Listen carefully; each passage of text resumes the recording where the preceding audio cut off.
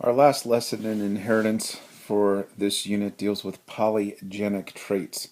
Now, just as the name would suggest, poly means many and genic means genes. So these are traits that are controlled by more than one gene. So what we'll look at here is skin color in a little bit. So we're going to say that there are 3 different genes that produce alleles that will dictate skin pigment. So if you have the capital letters, those produce dark skin pigments, and if you have the lowercase letters, those produce light skin pigment. So we will have imagine a dark-skinned parent with all capital letters and a light-skinned parent produce an offspring and that is intermediate in tone. So you're going from pure reds to heterozygous, just like we have in the past. And what would be the offspring or potential offspring from 2 heterozygous parents? How the chart would look.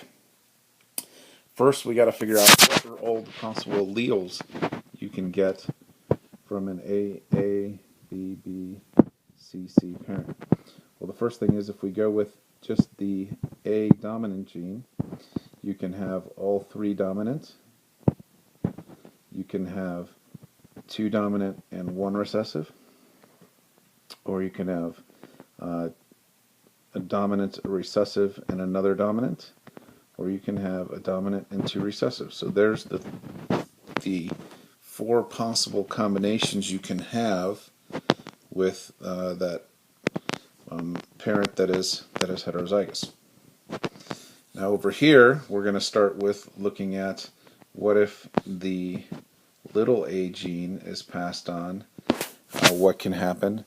And once again, you can have the 2 capitals there, the big B little c, the little b big C, or 2 little ones. So there are 8 possible combinations here. And if you think about it, that makes sense because you have 2 possible combinations for A, 2 possible combinations for B, and 2 possible combinations for C, which if you multiply them are 8. So there's 8 possible combinations of alleles that can be in a gamete from each parent. So we've got our 2 parents now, and you can see this is a massive Punnett square. This is almost like a trihybrid cross. You know, you did dihybrid crosses in a previous lesson here. So what will happen then is we can get a large variation in skin tone color. If you are all homozygous dominant, you're going to have very dark skin. All homozygous recessive, very light skin, and a variety of combinations in between. So we've got one that's got all 6, and it looks like we've got 1, 2, 3, 4, 5, 6 that have 5 of the dominant alleles.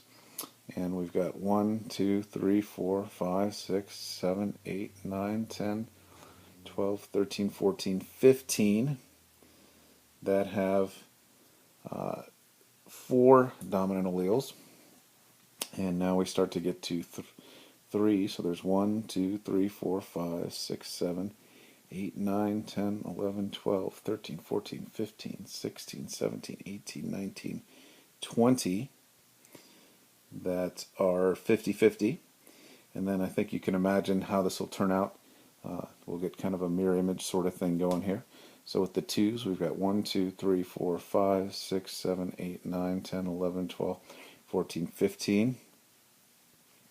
And then 6 with just 1 dominant allele and 1 with none of the dominant alleles.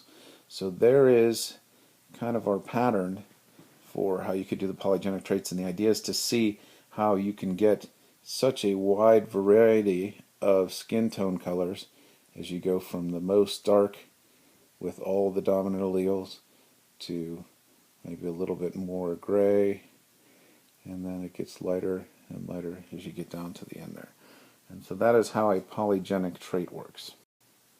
The other thing you might notice if you look at these numbers is that they relate back to math class and probability, as those are the same numbers in Pascal's triangle.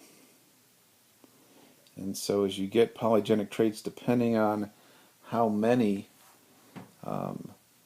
traits you have, we can actually predict some of these things with Pascal's triangle.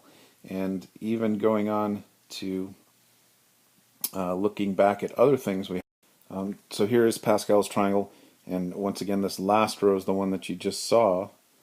But if you remember earlier, when we just had a single Punnett square with one trait, we had 1 to 2 to 1 for the genotypic ratio, or 3 to 1 for the phenotypic ratio, which matches Pascal's triangle as well. So there's just something to keep in mind, is that some of the math you learned actually makes sense in the context of science as well.